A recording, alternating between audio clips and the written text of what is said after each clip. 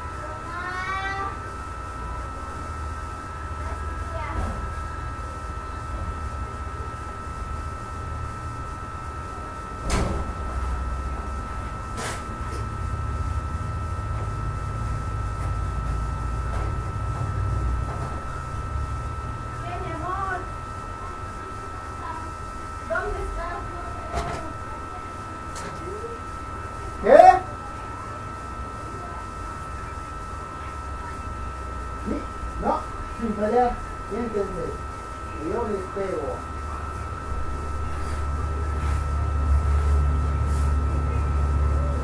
¿Listo ya? Ya. Okay.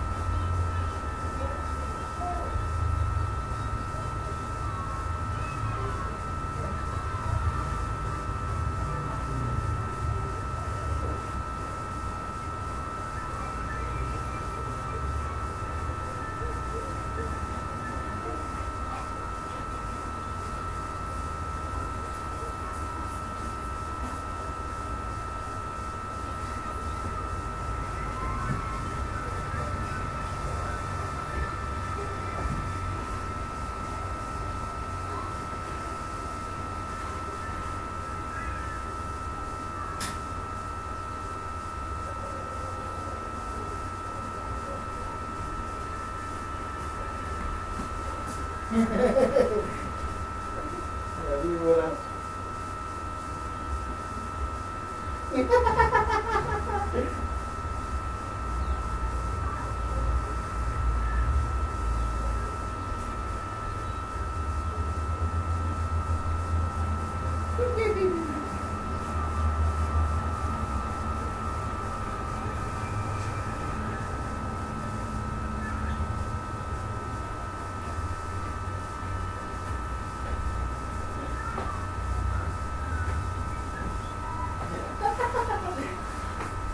Habían sido los huevos de la víbora.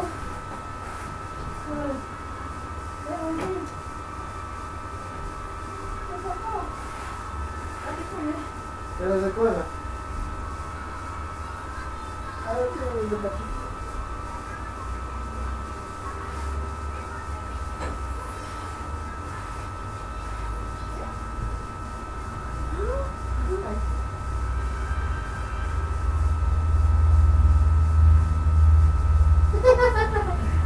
Habían sido los huevos de la víbora. ¿No quieren ir a rescatar? Sí.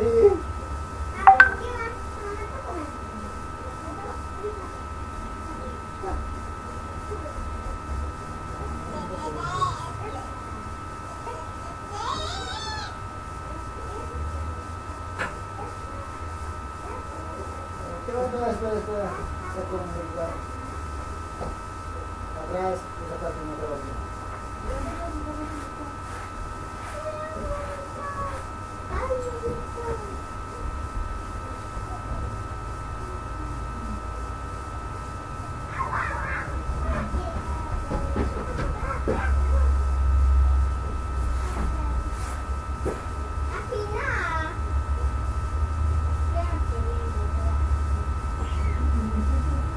¿De qué parte estaban? ¿Ahí? ¿Eso? Sí que llevar 2 sábados con la novia, entonces que yo las conozco, las conozco para que me maquillaje. Ah, más antes, entonces. ¿Cómo la viste? Yo te digo. Más antes. No sé dónde es. No.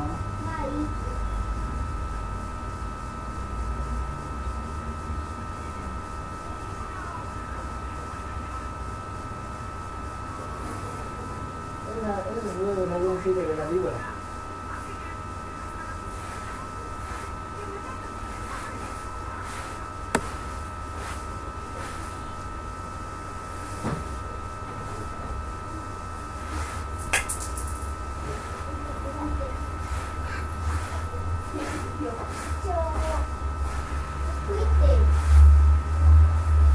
Pueden ahí cuando ha llegado Noé y les dice que es esta. Ya. Ya me dijo, ella hace la palomita. Quiere ver ella nomás.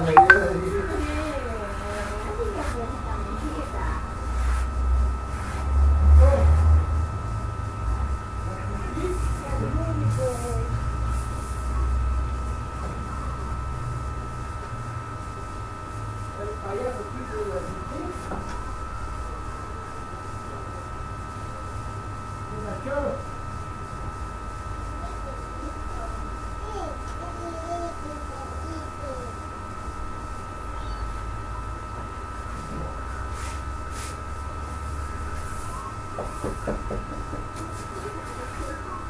Ya, este papu, qué asco. Qué poder tiene el papu. el poder del pedo. Orniz.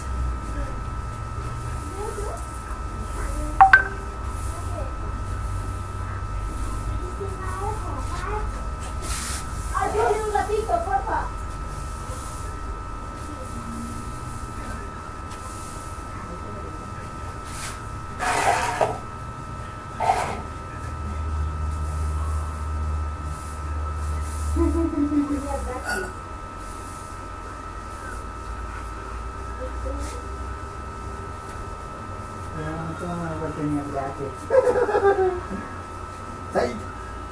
Papu, no, de cerquita.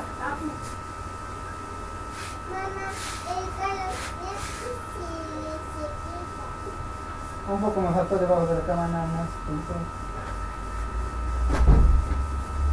Hermano, tú eres el payaso, ¿y? Entonces.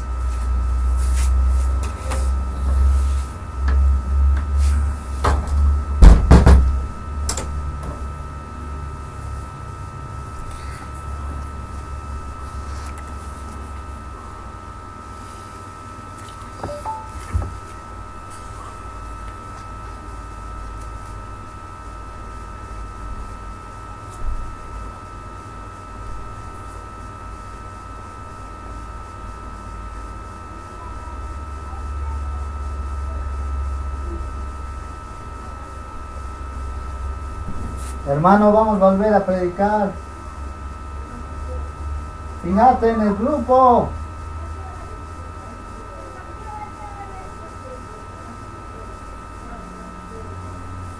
Pero, ¿tendrá acaso los números de todos esos territorios?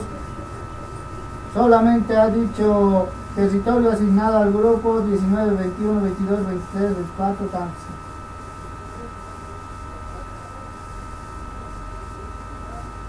¿Será? Habrá que ver, ¿no?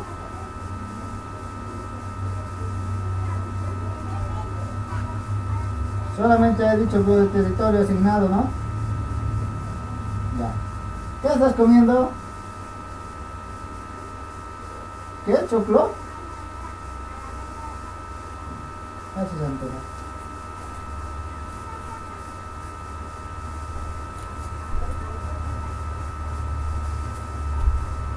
Me dijo que ni bien terminen va a venir enseguida.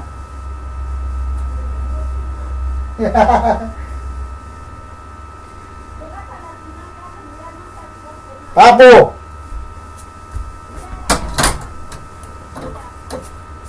Papá Carlos viene. Ya, a la cama. No, más. No me conviene. Yuri, tú también le corto. Ya, miré. Papu. ¿Me llamas, Ángel?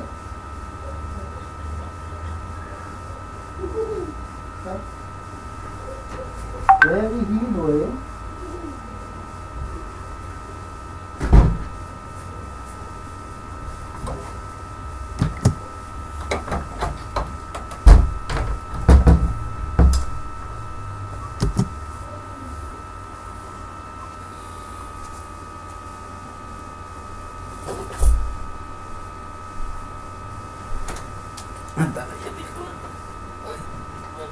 Ah.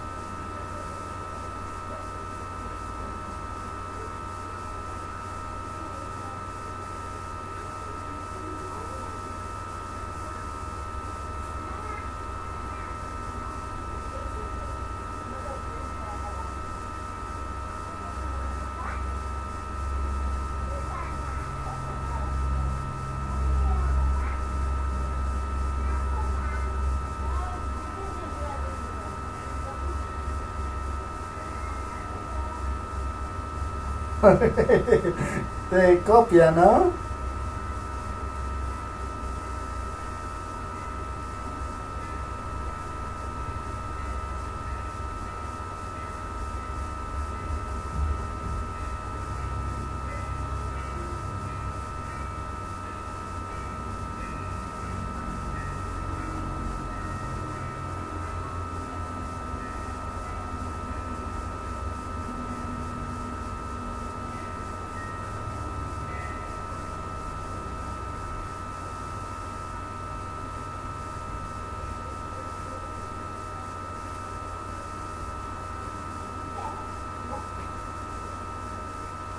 Chicote le vas a dar si no te hace caso.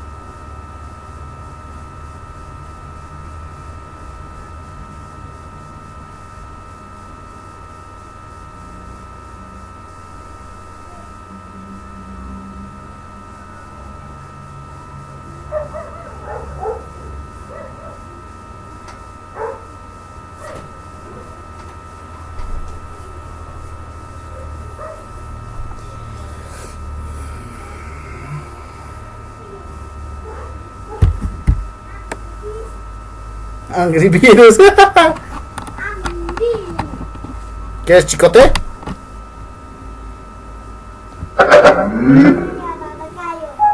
¿Mayo?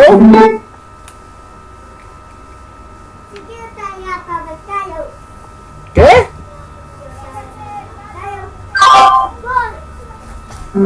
Ya voy.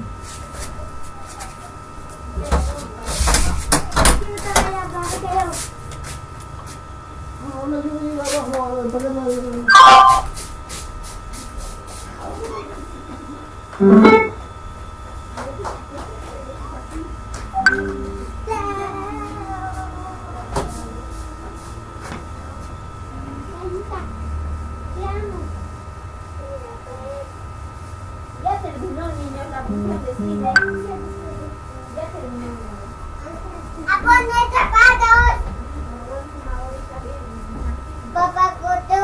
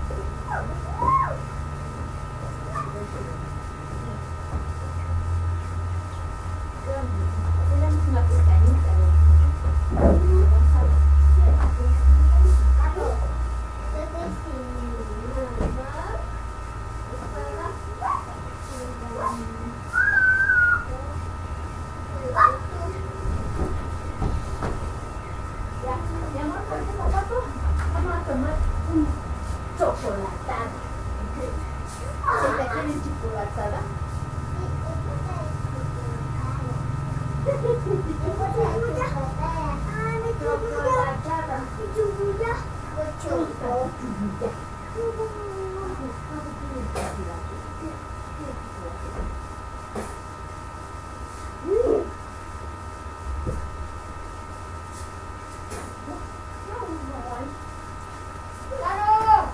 Hey, Yo decía mi mamá. cállate. Yo decía mi mamá. Estaba jugando juego tú. Juego.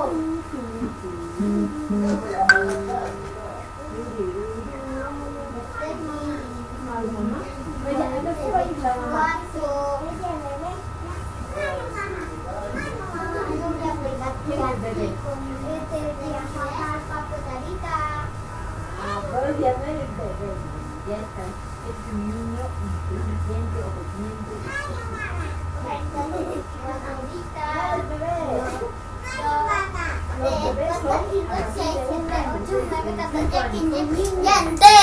Cuatro.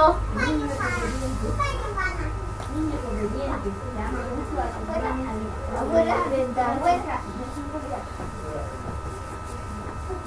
Así lo quieres.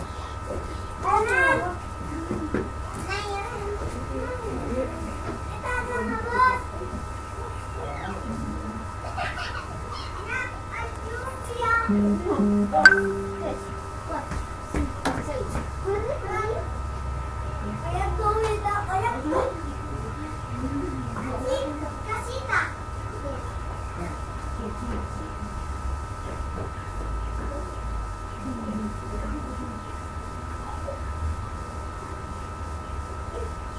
No, Manuela, sino tu hermana.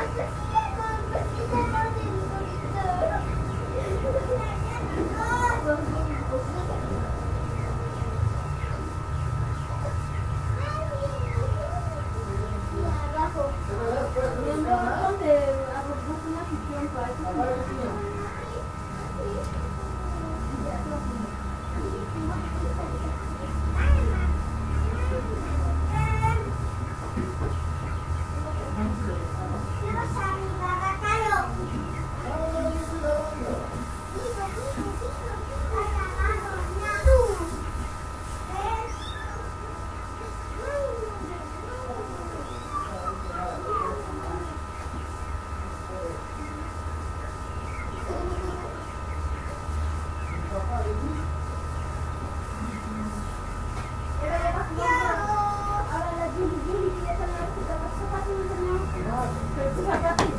Zapatos, pero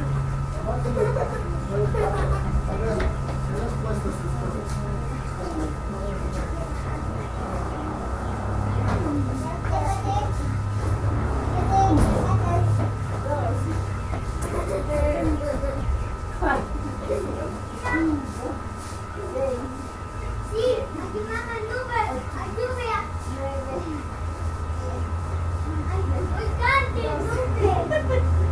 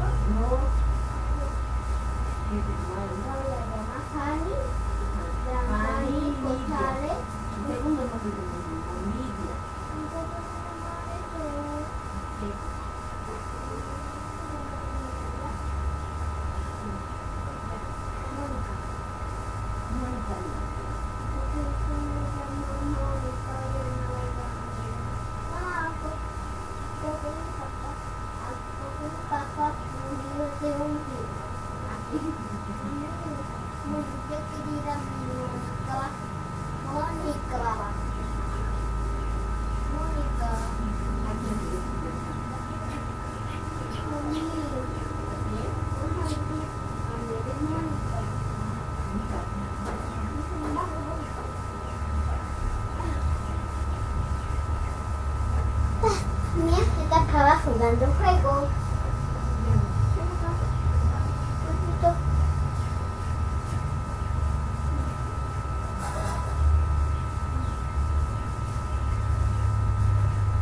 Mira, Claudita.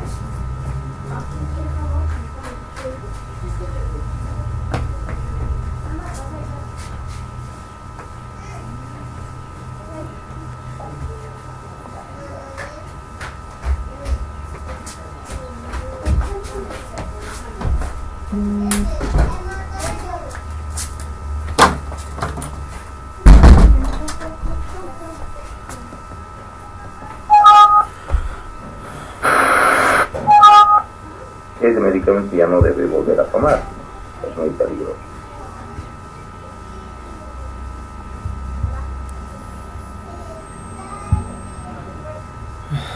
Bien, habíamos hablado de eso también.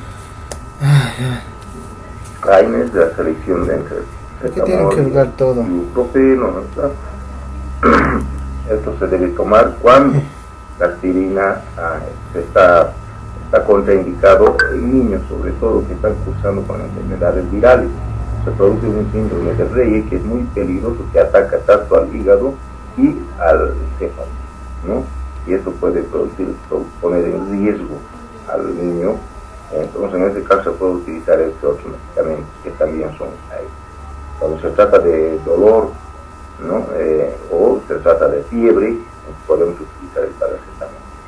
Pero por si se trataría de antiinflamatorio, la mejor opción sería el ibuprofeno, ¿no?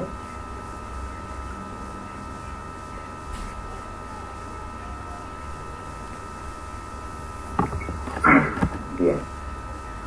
Hemos hecho también esto en la anterior clase, como son los AINES ácidos y en favor del paracetamol, ¿no? Entonces, vamos a dejar esto, no vamos a volver a repetir porque si no nos vamos a pasar repitiendo todo lo que hemos avanzado. El paracetamol antitérmico, también hemos dicho que es antitérmico, o sea, para bajar la fiebre, quiere decir, tiene una acción en el sistema nervioso central. Es un analgésico, actúa a nivel de la COX-2, ¿no? Su mecanismo es dependiente de la producción de las prostaglandinas. No sirve tanto como antiinflamatorio, es más como analgésico y antitérmico, ¿no? O para bajar la fiebre.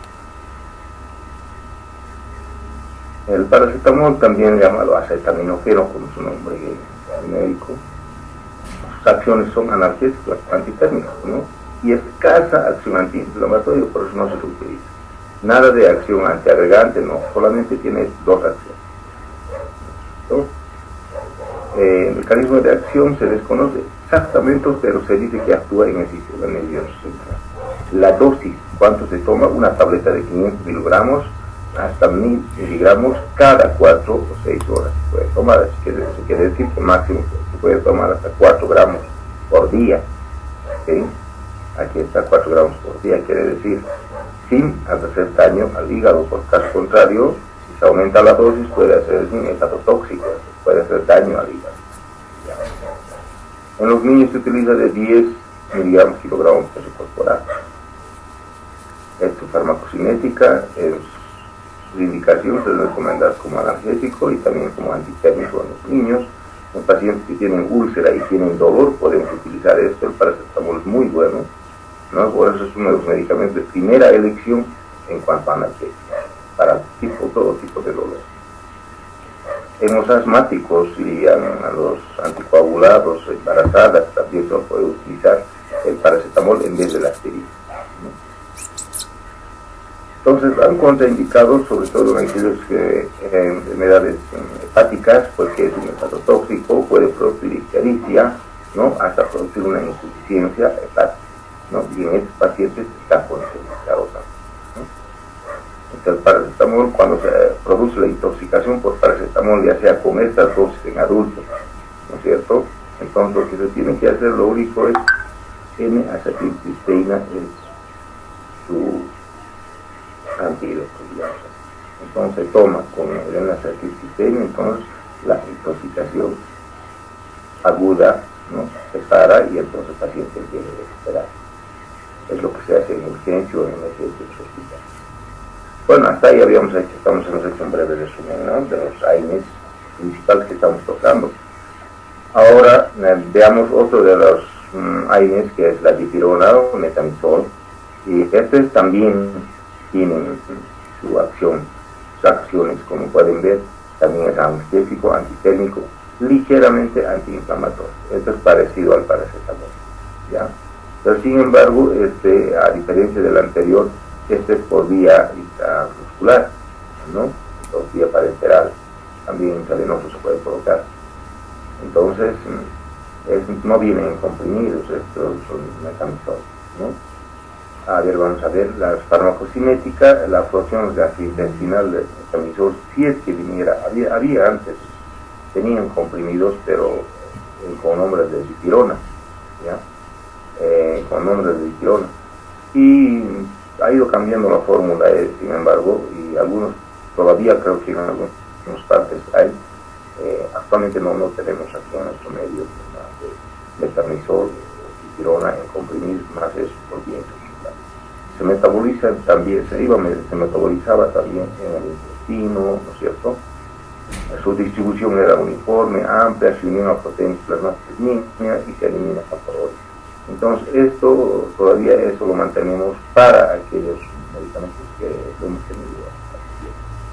Y se dice que en este o siguiente año va a llegar también comprimidos, están trabajando en ello, entonces hay que mantenerlo nomás esta farmacocinética. Por vía la administración por vía parenteral ya no tiene absorción, ¿no? Por vía parenteral llega directamente ya por el sanguíneo, ya sea por músculo o directamente en vaso, en la vena, en este caso para nosotros administramos intravenoso. Ya, ahí no sé.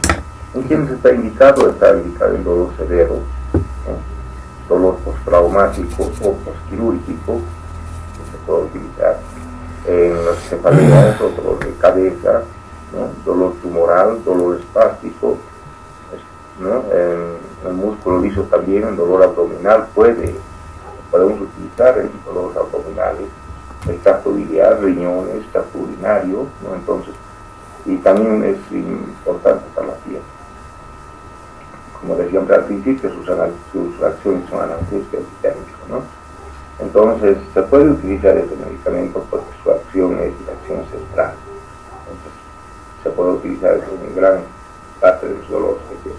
Pero está contraindicado, ¿no? En los que tienen alergia, en los niños menores de 3 meses o menores de 5 kilogramos, no se debe utilizar, ¿no? También en el embarazo y la lactancia. Eso no podemos utilizar en estos medicamentos. Son las acciones, esas serían en cuanto a la dipirona, ¿no? Ahora tenemos otros AINES que son muy importantes. Tenemos la indometacina, el diclofenaco, el ibuprofeno, los oxicams, ¿no? Los celecoxib, heterocoxib, ¿no? Que estos últimos son de última generación, digamos así, los AINES que no producen alteraciones o daño a nivel gástrico, no mucosa gástrica, no son gastrolesivos, ¿no? Todos estos casi tienen la misma acción, por esto los engloba en todo esto. La diferencia es que la indometacina, diclofenaco, así en ese sentido empieza. La indometacina tal vez es la más gastrolesiva, aquel que hace más daño a nivel de la mucosa gástrica, que puede producir úlcera gástrica, ¿no es cierto? Y después viene, ¿no?, el diclofenaco. El ibuprofeno es menos, los oxicams son menos, los celecoxib, heterocoxib son los que casi no producen lesión gástrica. Entonces, está en ese orden. Todos estos, sin embargo, como les decía, tienen esta acción analgésica, antitérmica, antiinflamatoria. Sirve para el dolor, para bajar la fiebre y para la inflamación. Si uno tiene una contusión, un traumatismo, cualquiera de estos podemos utilizar por vía sistémica. O también algunos de estos, como el diclofenaco, ¿no?, se puede utilizar por vía tópica. Viene también gel, ¿no? Las dosis en adultos, vía oral o vía sistémica, a 2000 miligramos. Ya. Dosis máxima 6 gramos por día. ¿No? Entonces ahora por ejemplo, ustedes han debido ver en esta pandemia se ha utilizado bastante el ibuprofeno, por ejemplo, ¿no? El ibuprofeno viene de 400 y de 600. Entonces si decimos que puede utilizar hasta 6 gramos, imagínense, mira, por día pueden utilizar hasta 10 comprimidos, hasta casi 15 comprimidos por día, ¿no? Entonces eso no va a ser, no ha de producir una, digamos, intoxicación así. Entonces es importante. En los niños el dosis kilo peso se utiliza de 7 a 25 miligramos, la dosis máxima 40 miligramos kilo peso diarios, de 40 miligramos por kilo peso diario. Las vías de administración tenemos el oral, rectal, intramuscular y tópico, ¿no? Entonces, nosotros, por ejemplo, rectal, la indometacina tenemos en supositorios para administrar vía rectal. El diclofenaco tenemos en vía oral, tenemos intramuscular y también tenemos tópico, ¿cierto? Entonces el ibuprofeno tenemos vía oral, los oxicans también vía oral, celecoxib y heterocoxib también tenemos vía oral. ¿Listo? En mecanismos de acción bloquean competitivamente a las ciclooxigenasas, ¿no?, sobre todo en forma inespecífica. Ambos, hemos hablado anterior del mecanismo de acción, el COX-1, COX-2, en ambos estos bloquean, y al bloquear esto se anula el dolor, ¿no?, o la inflamación. Específicamente si estamos hablando de farmacología del dolor, se anula el dolor, digamos así. Y también puede actuar específicamente sobre el COX-2. El COX-2 en realidad, la ciclooxigenasa 2 es el que produce el dolor. En cambio la COX-1 es un fármaco que puede actuar también como es una parte que actúa del fármaco como protector del mecanismo de acción de la COX-1. Entonces la COX-2 es la forma específica, se actúa sobre esto, entonces calma el dolor, ¿no? Y esos dos medicamentos específicamente que actúan sobre la COX-2, tenemos aquí el celecoxib y el heterocoxib. Su farmacocinética es absorción buena por vía oral, muchos están es lenta por vía rectal, por eso se coloca a altas dosis, ¿no? Tenemos la indometacina en 100 miligramos por vía rectal y por vía oral tenemos 25 miligramos, ¿no es cierto? Entonces, eso es precisamente porque la absorción por vía rectal es bastante lenta, ¿no? Y a veces no se absorbe todo. Se distribuye fijado en una laguna, 90-95% se fija para distribuirse a través de la sangre, ¿no? Pasa al líquido sinovial, a través de la placenta, llega poco a la leche, pero llega. Hay que tener mucho cuidado también en el embarazo. ¿Sí? En el embarazo no se debería de administrar este medicamento en el tercer trimestre del embarazo, sobre todo los hay, ¿no? Se puede administrar en el primer trimestre del embarazo. Muchos medicamentos están contraindicados en el primer, segundo trimestre del embarazo, los hay, sin embargo están indicados, ¿no? Se puede administrar, ¿ya? Pero en el tercer trimestre no se puede administrar porque puede dar. En uno de los, por ejemplo, para la amenaza de aborto, en el primer trimestre utilizamos la indometacina en supositorios, por ejemplo, ¿no? Para evitar que se produzca un aborto. Entonces quiere decir que se puede utilizar en el primer trimestre del embarazo. Las indicaciones: dolor postraumático, cefaleas o dolor de cabeza, las artritis, osteoartritis, los cólicos, dismenorrea, artritis reumatoidea y artrosis.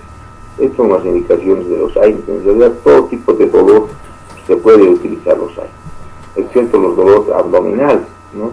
Los dolores abdominales, gastrointestinales, no se puede utilizar el AINES, ¿no? El único de los AINES que se puede utilizar en dolores gastrointestinales son precisamente el metamizol, el anterior fármaco que hemos hablado, ¿no? La dipirona o metamizol.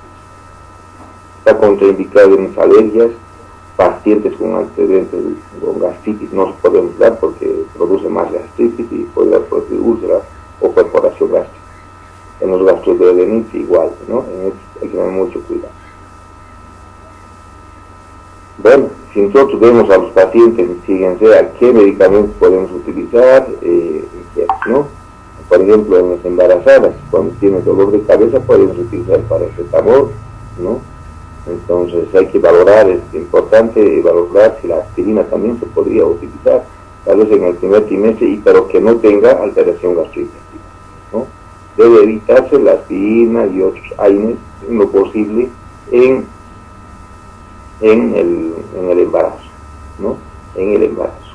Entonces esto hay que valorar, es importante. Lo mejor es tratar de evitar, mejor no complicarse, no solo en caso indicado, pero esto lo da. Generalmente el que administra esto y decide administrar son los médicos, ¿no? Hay que valorar al paciente, hacer un examen al paciente, signos vitales, qué es lo que tiene, ¿no? Diagnosticar las diferentes enfermedades con que está cursando. De acuerdo a eso se va indicando entonces qué medicamento o qué hay. Pero sin embargo aquí tenemos una guía, ¿no? Para el dolor, por ejemplo, en una embarazada hay que valorar, mejor sería utilizar el ibuprofeno, pero siempre y cuando valorar, ¿no? En la fiebre podemos utilizar el paracetamol, ¿no? En la inflamación, el ibuprofeno, se puede utilizar la indomethacina o el diclofenaco, ¿sí? Durante la lactancia se puede utilizar el paracetamol.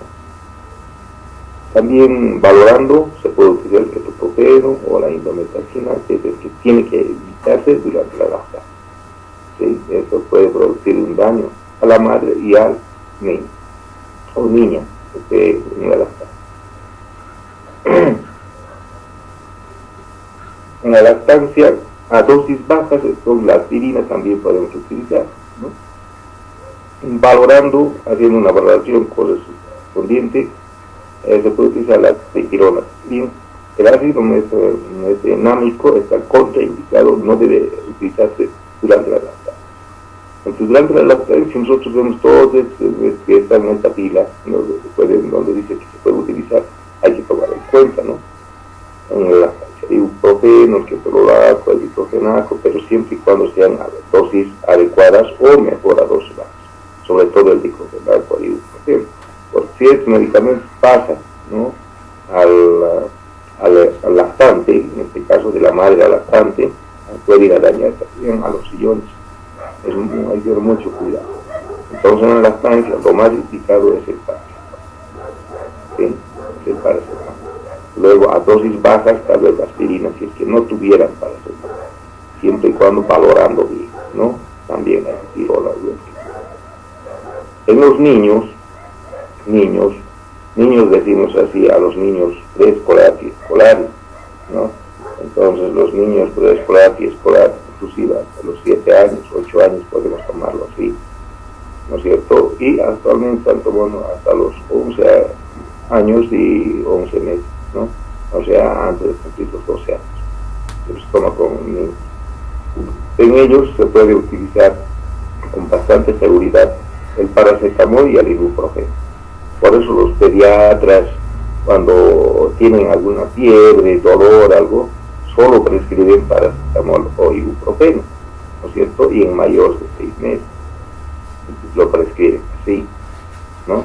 Ustedes van, o si tienen hijos o hijas, le llevan al pediatra y si está con fiebre, con dolor, le van a prescribir uno de estos dos.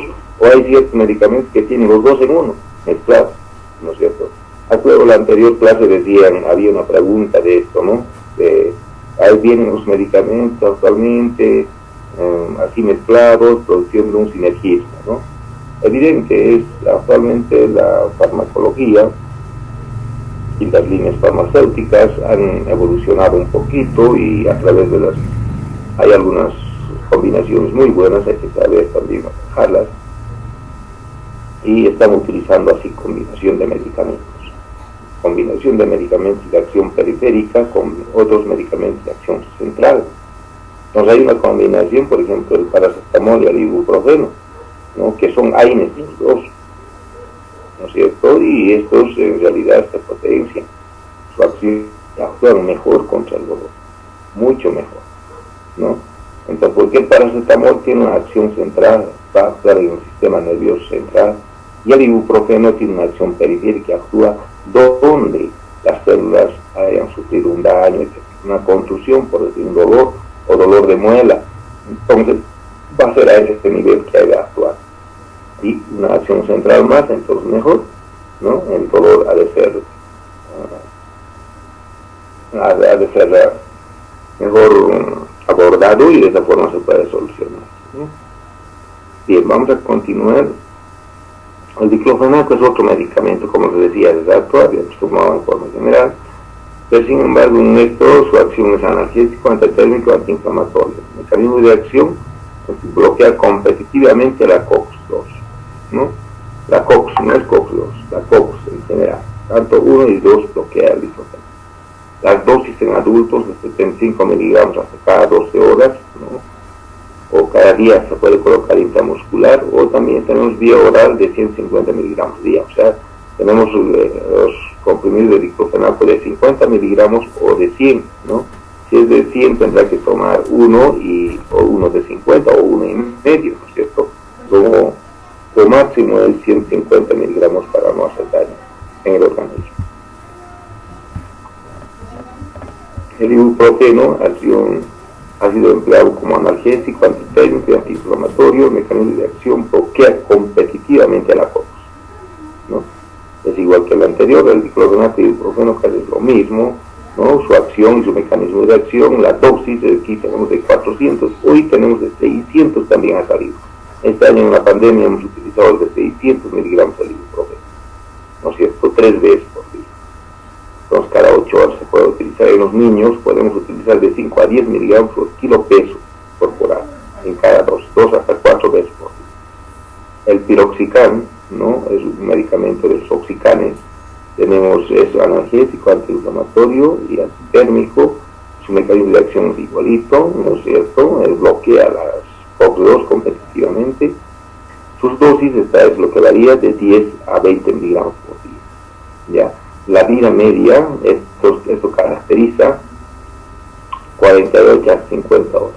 Entonces, este medicamento, a diferencia del ibuprofeno, por ejemplo, se toma cada 8 horas, ¿no es cierto? Este medicamento se toma una vez al día, ¿ya? Una vez al día, solo un hito hay que tomar. Eso es lo beneficioso, por eso en este lo toma importante la vida media. La indometacina, ya les decía el dato, que se puede utilizar también con analgésico, antiinflamatorio y antitérmico, igualmente es una inhibición no competitiva y reversible de la COX-2, de la COX solamente. Tiene de acción adversa, es importante tomar en cuenta, es el único medicamento, el único analgésico antiinflamatorio, ¿no?, que produce dolor, ¿no? Entonces, ¿cuál es el analgésico o AINE que produce dolor? Las cefaleas producen dolor de cabeza, es el ibuprofeno, ¿cierto? Entonces eso es importante tomar en cuenta, ¿no? Porque actúa precisamente con los receptores de 5-HT centrales, ¿ya? Estos son los receptores específicos del sistema nervioso central, ¿no es cierto? Entonces a ese nivel también actúa produciendo el dolor de cabeza, sobre todo las cefaleas frontales. Y está indicado también esto como antiinflamatorio, es un muy buen antiinflamatorio, es la indometacina.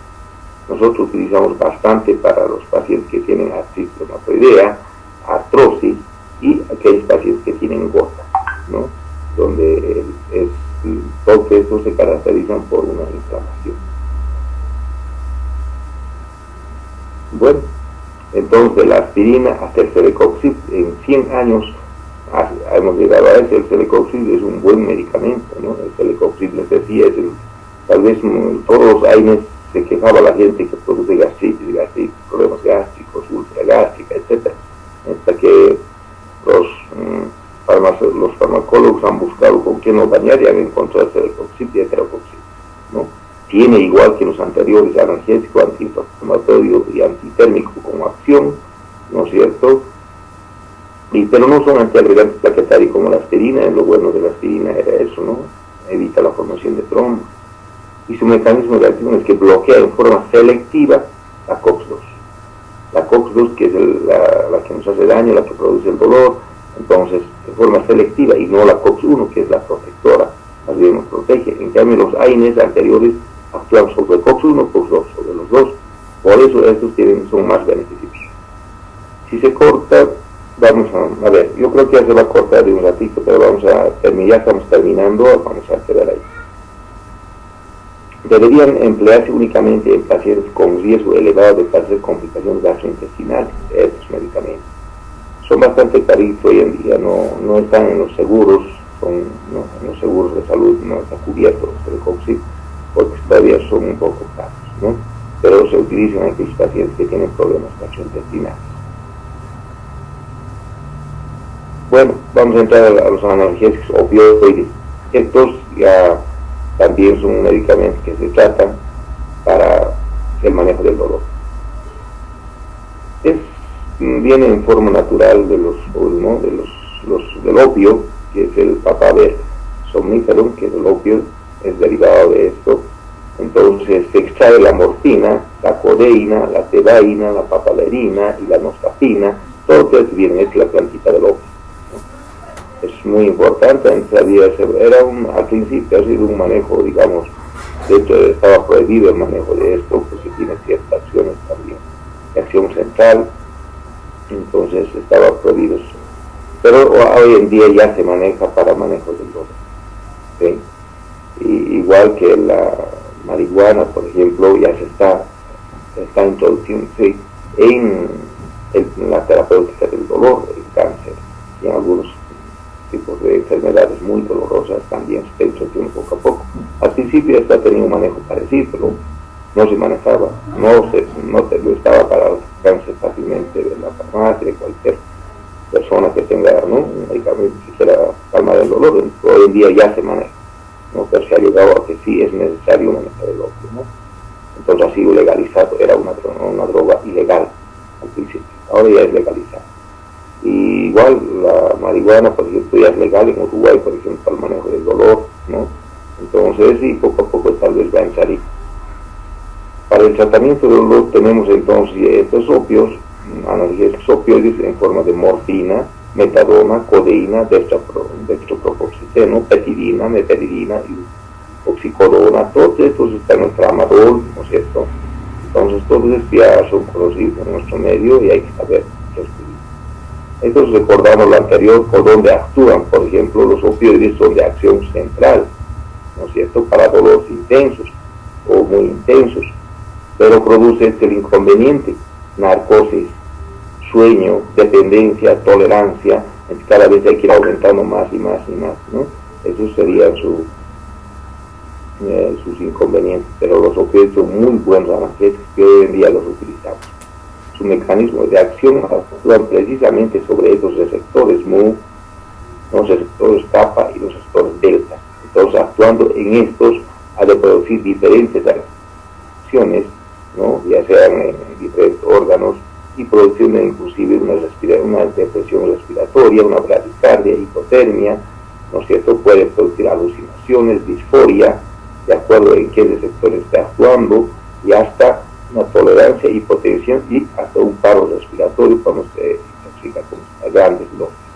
Hay que saber también dar este medicamento, ¿no?, por vía parenteral generalmente, y también tenemos por vía oral algunos derivados del opio. Las indicaciones, ¿no?, están utilizadas, ya hemos dicho, para dolor de mediana a gran intensidad. En anestesia general, por ejemplo, el fentanilo es derivado del opio, utilizamos para cirugía, ¿no? La codeína también se lo utiliza, un derivado del opio, como antitusígeno en bajas dosis.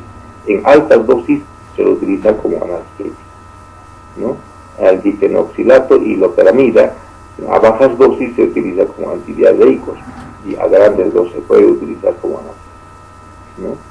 Entonces la apomorfina como emetizante, o sea, necesitamos producir vómitos en personas, podemos utilizar apomorfina, que es un derivado del opio, ¿no es cierto? Entonces también del opio se ha ido sacando otros a bajas dosis para utilizar, ¿no?, en favor de otros síntomas que son muy importantes de tratar. Las interacciones medicamentosas, por ejemplo, se da con los barbitúricos, con los antidepresivos tricíclicos, con los antihipertensivos, con las benzodiazepinas, el alcohol y los inhibidores de la monoaminoxidasa, ¿no? Eso hay que tener en cuenta. Bueno, estoy un poquito acelerando esto, sin embargo yo les voy a explicar en teoría, les voy a mandar como Z o más.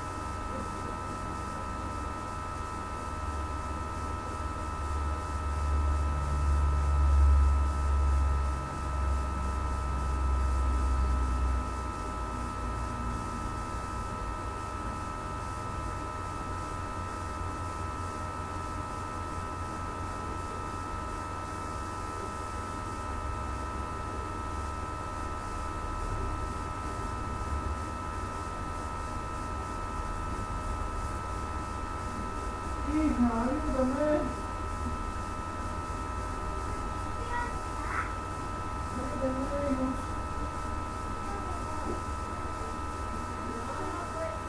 ¿Qué pasa? No, no.